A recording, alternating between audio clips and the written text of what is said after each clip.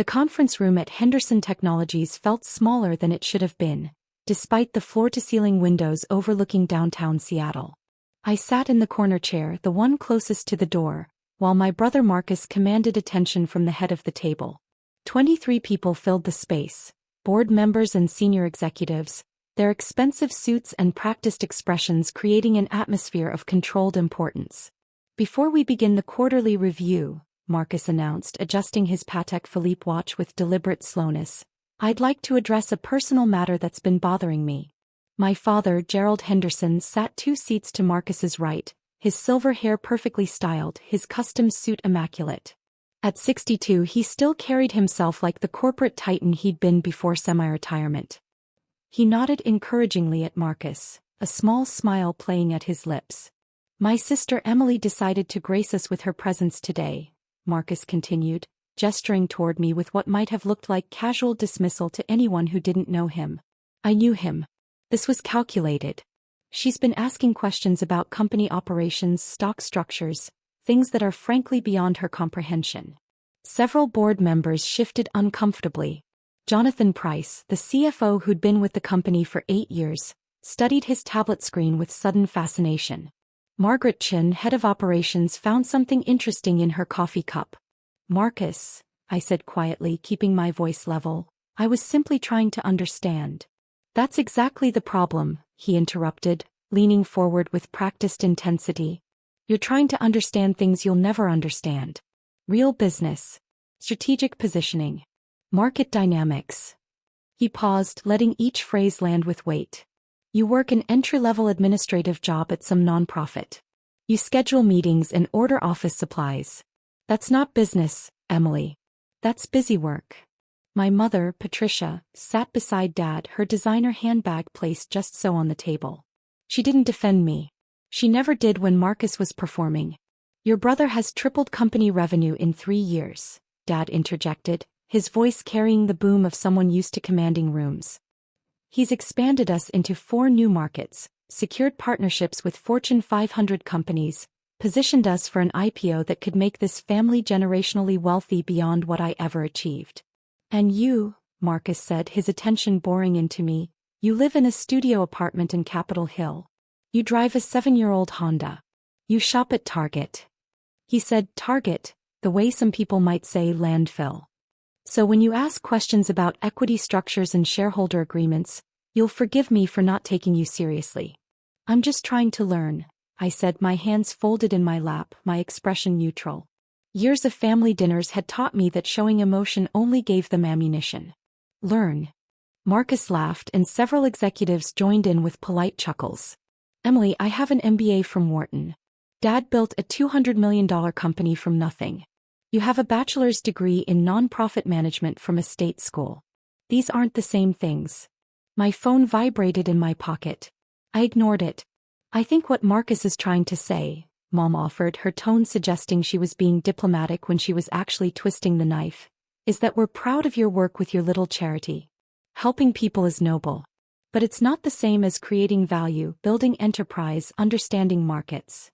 "Her charity has 4 employees," Marcus added. "I have 847. The scale isn't comparable."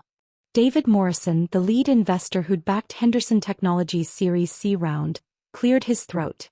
"Perhaps we should move to the agenda items." "In a moment, David," Marcus said smoothly. "I think it's important that everyone in this room understands the hierarchy here. Emily isn't on the board. She isn't a shareholder. She has no formal role in this company. She's here because she's family, and I'm trying to be generous by exposing her to what real business looks like. Though that generosity has limits," Dad added. "We can't have someone who doesn't understand the fundamentals questioning strategic decisions."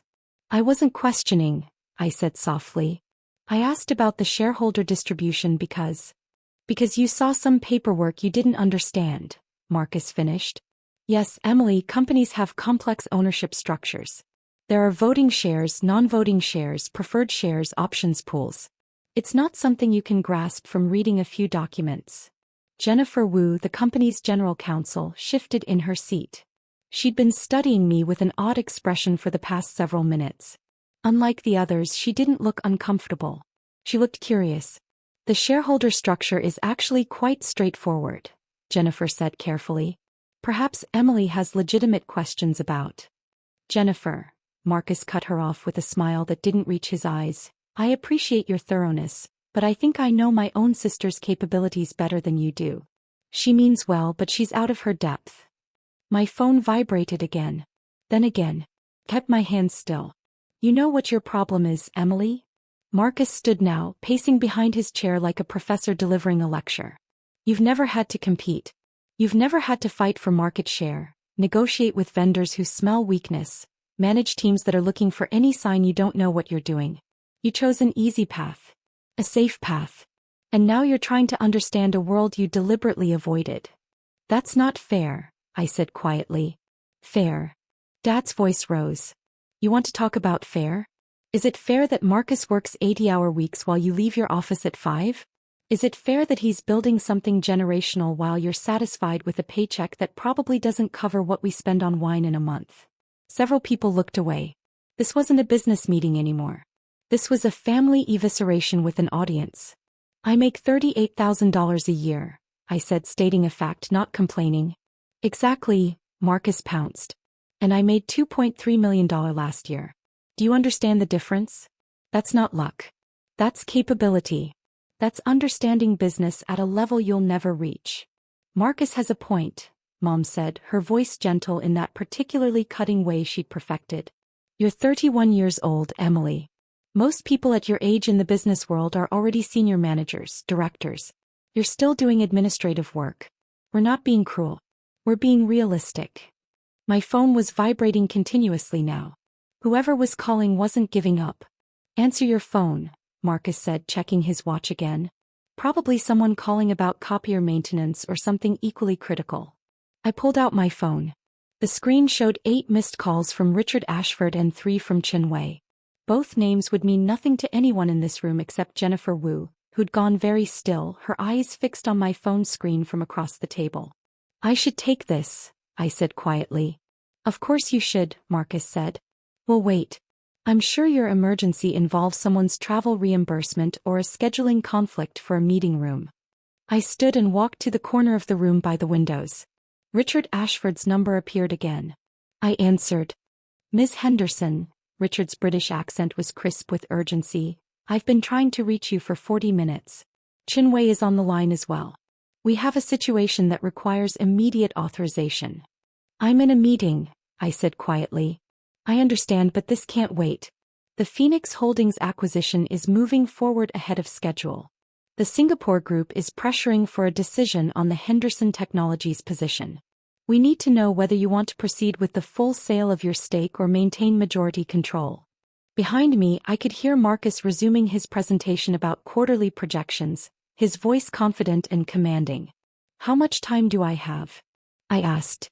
They want an answer within 2 hours. Given the current valuation at $268 million, your 67% stake represents approximately $180 million. But if Phoenix completes their acquisition first, your control position becomes significantly more valuable. Chin Wei calculates potential value at $340 million within 18 months if you maintain control and exercise certain options. I closed my eyes briefly. 18 months of planning was accelerating faster than anticipated. Ms. Henderson? Richard prompted. Schedule an emergency board call for 3 hours from now, I said. I'll need Chin Wei, the Phoenix Holdings team, and our legal counsel. Your brother's meeting will still be in progress, Richard noted. I know. Shall I send the standard NDA warnings to everyone who'll be present? Yes. And Richard? Send the full Henderson Technologies ownership documentation to Jennifer Wu at this address. She's going to need it in about 15 minutes. I ended the call and returned to my seat. Marcus was deep into a PowerPoint presentation about expansion into the Portland market, his laser pointer highlighting growth projections. Everything okay? He asked without pausing his presentation. Did they run out of sticky notes? A few people laughed. Everything's fine, I said. Good, Marcus continued. As I was saying, Portland represents a $47 million opportunity over 3 years. We've already secured preliminary contracts with 3 major clients, And our proposal for the Meyer Corporation contract is highly competitive. My phone buzzed with a text. Jennifer Wu had received the documentation. I watched her open the email on her tablet, watched her eyes widen slightly as she began reading. The Portland expansion will require approximately $8 million in initial capital, Marcus explained, which we'll source from our Series D round that closes next month. The valuation puts us at $268 million post-money, which positions us perfectly for the IPO we're targeting for next year. Jennifer was reading faster now, scrolling through page after page. She looked up at me once, her expression carefully neutral, then returned to the documents. Questions about Portland? Marcus asked the room. Several hands went up. He fielded them confidently, demonstrating the kind of command that had made him Dad's favorite since he was 12 years old. My phone buzzed again. A message from Jennifer. We need to talk. Now. I typed back. After the meeting. She replied, no. Now. Jennifer stood abruptly. Marcus, I apologize for interrupting, but I need to address something that's come to my attention. It's time-sensitive and it involves company ownership structure. Marcus frowned. Jennifer, we can discuss internal matters after. This can't wait, she said firmly. The room went silent. Jennifer Wu didn't interrupt board meetings without cause. I've just received documentation that materially affects everything we're discussing. What documentation? Dad asked, his voice sharp. Jennifer looked directly at me. Hey, I nodded once. Emily Henderson, Jennifer said clearly, is not a casual observer at this meeting. According to the ownership documents I've just reviewed, certified by 3 separate law firms including Chinwei Associates in Singapore, Morrison & Partners in New York, and Ashford Legal Group in London, Emily owns 67% of Henderson Technologies. The room erupted. Marcus actually stepped backward, his laser pointer clattering to the table. Dad's face went through 3 different shades of red in rapid succession. Mom's perfectly applied makeup couldn't hide the sudden draining of color from her cheeks. That's impossible, Marcus said, his voice lacking its earlier confidence. I own 45% of this company. Dad owns 30%. The investors own the rest. You own 45% of voting Class A shares, Jennifer corrected, her lawyer voice precise and unemotional. Emily owns 67% of total equity through a combination of Class B shares, preferred shares and convertible instruments that were established through a series of strategic acquisitions over the past 4 years. 4 years. Dad stood now, his hands flat on the table. What acquisitions? I would know about. You wouldn't, Jennifer interrupted, because they were conducted through intermediary investment vehicles. Phoenix Holdings, Chinwei Capital, Ashford Ventures. All 3 entities purchased shares from early investors, employees who exercised options, and outside parties who acquired equity during the company's first 3 funding rounds. And these entities are. David Morrison had gone very pale. Wholly owned by Emily Henderson, Jennifer said. I've verified the documentation with all 3 law firms. The chain of ownership is clear, legal, and has been registered with the SEC for 18 months. Marcus sank into his chair. You're telling me my sister owns my company? I'm telling you, Jennifer said, pulling up documents on the main screen, that Emily owns 2/3 of Henderson Technologies and has owned it since before your Series C round. The numbers appeared on screen. Detailed cap tables, ownership percentages, acquisition dates. My name appeared repeatedly through the intermediary companies. The Series C round, David Morrison said slowly, understanding dawning. Phoenix Holdings was the lead investor. We thought they were a Singapore tech fund. They are, Jennifer confirmed. A Singapore tech fund wholly owned by Emily Henderson and managed by Chinwei, formerly a senior partner at Goldman Sachs Singapore. You've been lying to us for years? Mom's voice was shrill. I've never lied, I said calmly. I've never claimed to own nothing. You all assumed I own nothing. You assumed my job at the nonprofit was all I did. You assumed I didn't understand business. Your entry-level job, Marcus started, is volunteer work, I finished. I don't take a salary. I founded the organization 6 years ago, funded it personally, and it now operates in 14 states with 83 employees, not 4. But none of you ever asked. Dad's face had moved past red into a concerning purple. If you own 67% of this company, then every decision we've made required my approval, Jennifer confirmed, which Emily provided through her designated representatives on the board. Phoenix Holdings has had 2 board seats for 18 months. You've been voting with them on every major decision. The IPO, Marcus whispered. If Emily owns 67%, then the IPO would make her current pre-money valuation is $268 million, David Morrison calculated out loud, his investor's brain automatically running numbers even in shock. Post-IPO we're projecting $800 million to $1.2 billion. 67% of $1 billion is $670 million, I said quietly. Give or take. The silence in the room was absolute. Through the windows, Seattle went about its business, oblivious to the bomb that had just detonated on the 43rd floor. Why? Marcus finally asked. His earlier confidence had completely evaporated. He looked young suddenly and lost. Why would you do this? Do what?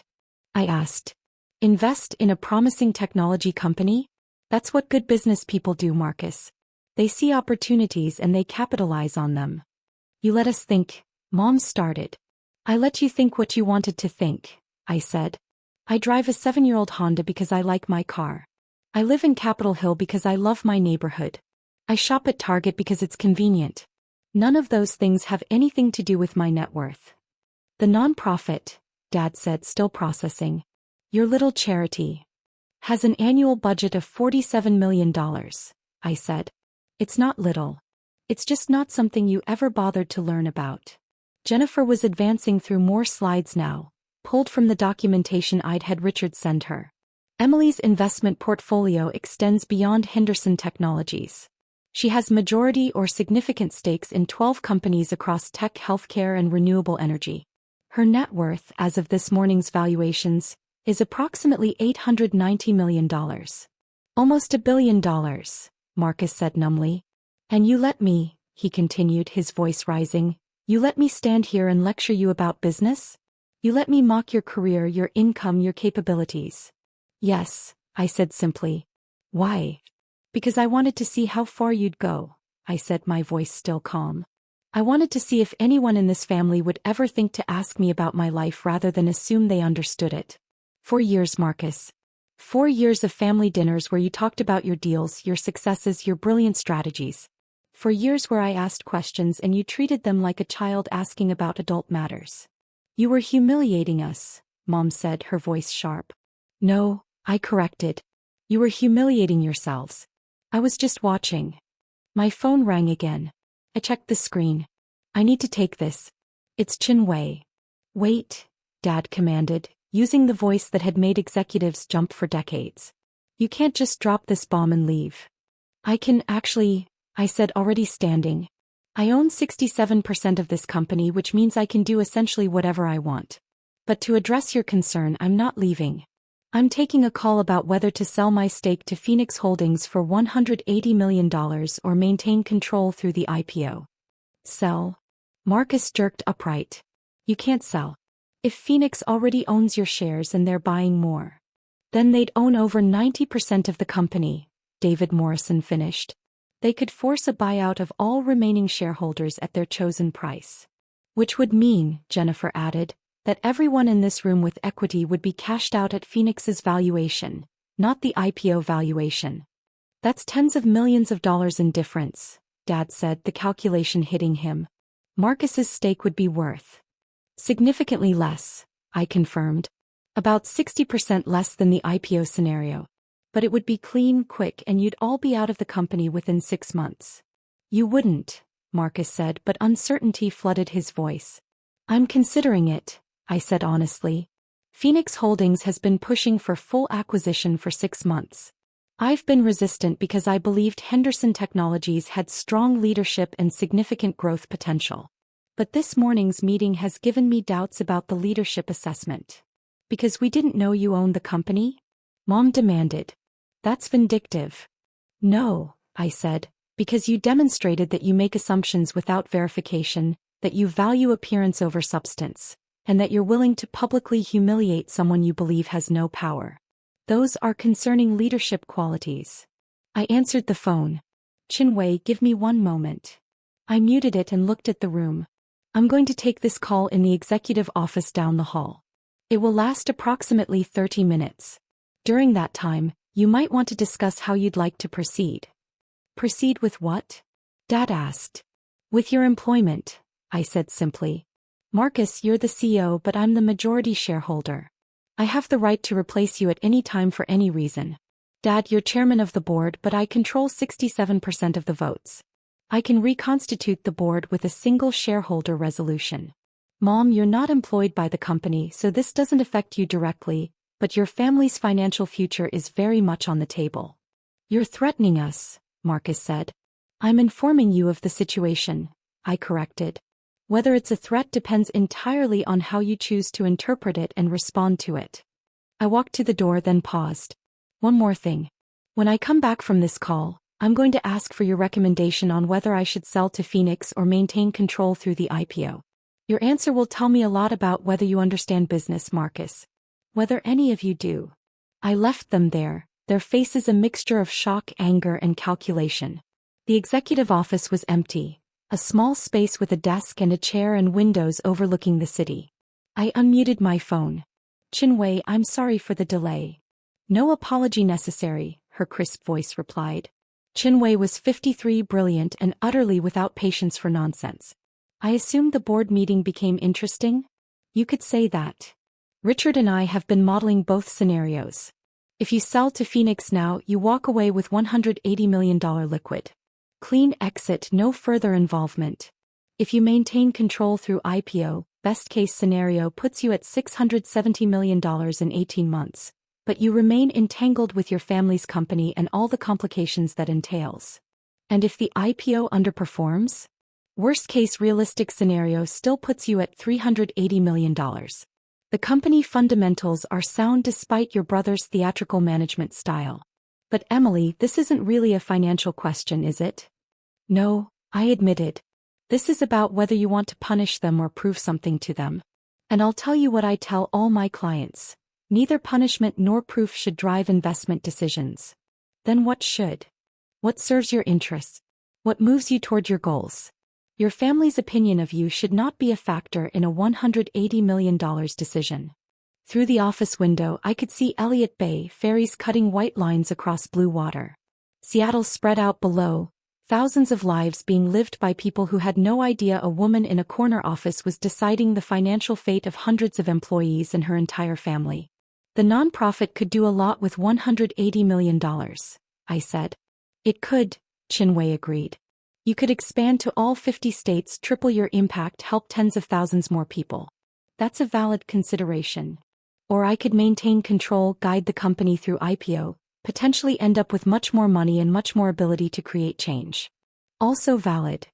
But I'd have to work with Marcus, with Dad, with a board that just watched them humiliate me. Yes. Though I suspect that particular dynamic would be considerably different going forward. I laughed despite myself.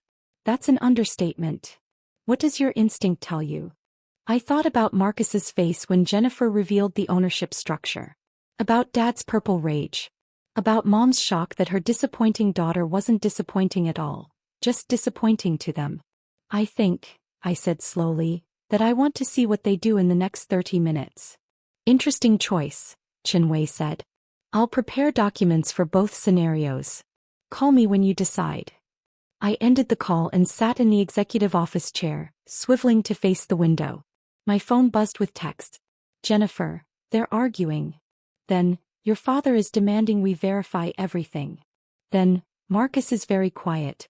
That might be worse. 28 minutes later I walked back to the conference room. The atmosphere had changed completely. Everyone sat in their seats, but the casual confidence from before had been replaced with something else. Calculation. Fear. Respect maybe, though I wasn't sure I wanted that from these people. Marcus stood when I entered. The gesture was unfamiliar, foreign. He'd never stood when I entered a room in his life. Emily, he said, his voice carefully controlled, we'd like to apologize. That's not what I asked for, I said, returning to my seat. I asked for your recommendation on the Phoenix sale. Don't sell, Marcus said immediately. The company is worth more in the IPO scenario. Significantly more. You'd be leaving hundreds of millions on the table. That's your professional opinion? I asked. Yes. And the fact that selling would cash you out at a significantly lower valuation has nothing to do with that opinion? He had the grace to wince. It's a factor, he admitted. I won't pretend it isn't. But it's also true. Henderson Technologies is positioned for explosive growth. The Portland expansion is just the beginning.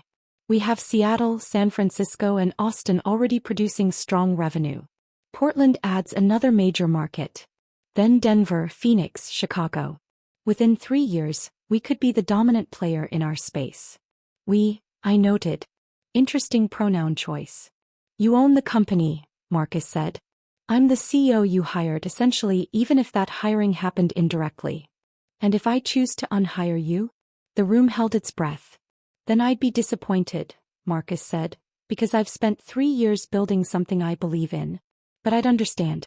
I'd deserve it actually for how I spoke to you today. Gerald. I turned to my father. Your thoughts? Dad looked older than he had an hour ago. I think I've underestimated you, he said quietly. Badly. I think I've spent 31 years seeing what I expected to see rather than what was actually there. That's not a recommendation on the Phoenix sale, I pointed out. Don't sell, he said. Not because of me, not because of Marcus. Sell because Chinwei is right, you could do more good with more money. The IPO path gives you that. But it also gives me 2 more years dealing with this family in a business context, I said. It does, Dad acknowledged. And I can't promise that will be easy or pleasant. But I can promise that things will be different going forward. Different how? With you in your proper place, Dad said. As the owner. The ultimate authority. Not as the daughter we dismissed but as the businesswoman who outsmarted all of us. I turned to Jennifer. Legal opinion? The sale makes sense if you want a clean exit, Jennifer said. Maintaining control makes sense if you want to build something. Both are defensible choices. Though I'll note that Phoenix Holdings would likely replace the entire executive team if they take full control, so you'd be condemning everyone in this room to unemployment. Including yourself, I observed. Including myself, she agreed. Though I'd land on my feet. I'm more concerned about the 847 employees who aren't in this room, who had nothing to do with today's humiliation, who'd lose their jobs or face massive uncertainty under new ownership.